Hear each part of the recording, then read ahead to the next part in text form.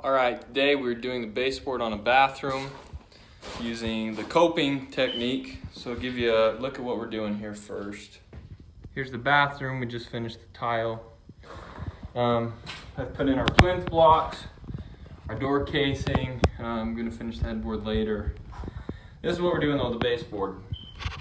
So we're going to start from the left side of the room and go around to the far side to finish. This is going to allow us to cope the edges. So you get your left baseboard put in first, make sure it's snug against both ends, and then I'll show you how to cope this next piece. So the first thing we want to do is make sure that our baseboard is facing the right way. So we're going from left to right around the room, so this will be the end that butts into the corner.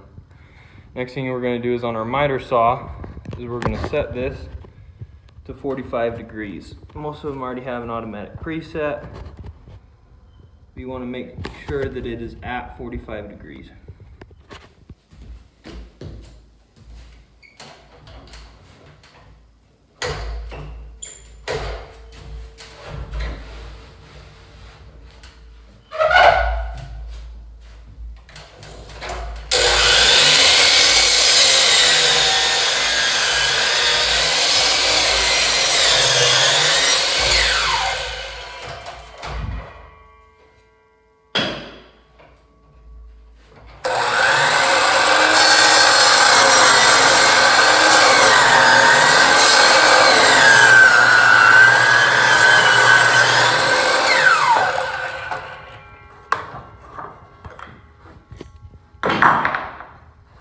That is what you want right there.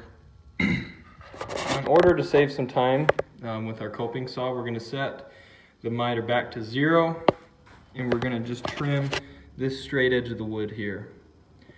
Do not cut past this point.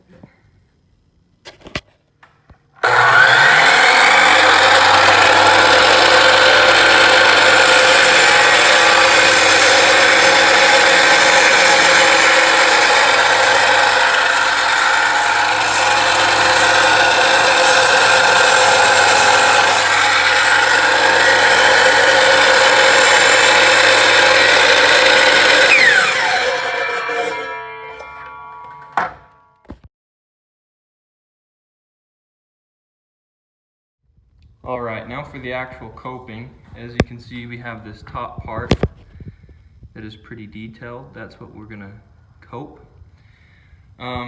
Here's your coping saw. It comes with different blades. There's a finished blade, a rough blade. I've been trying to get this job done, so I'm using a pretty coarse blade. And then I'll just sand it down afterwards if there's any burrs or anything like that. So I'll break this piece off just because don't matter, and then I'm going to go in and do the finish work on this. Now it doesn't take very hard strokes at all. It's more just little fast strokes.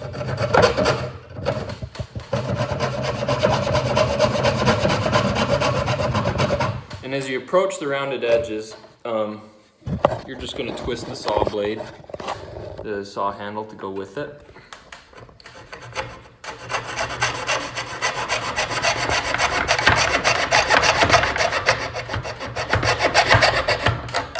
So, this is what your cut will start to look like. See how it goes right around the edge? Now I'm going to come in from the other side and do the same thing. So this is what the final coped piece should look like. You have your straight edge going up, the detail right there so it'll fit into the other groove. And we're going to slide that up against the other piece. So now we have it next to our other baseboard. As you can see, it's going to be pretty snug against this other wall. Now all we have to do is just slide it in.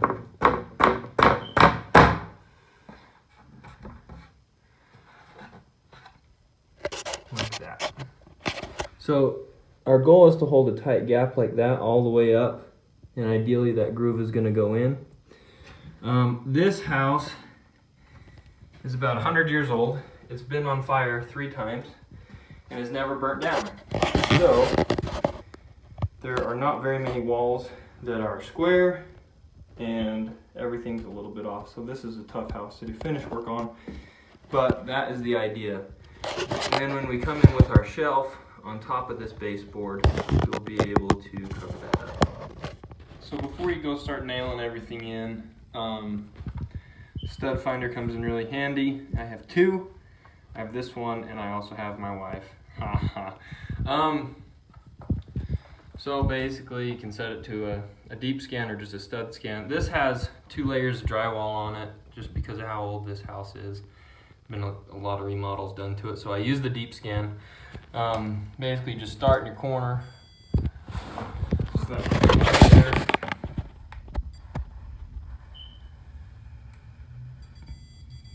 Okay, so that's telling us there's a stud right there somewhere. Okay, so now we're gonna nail just to the right of that. So that's showing us the edge of the stud.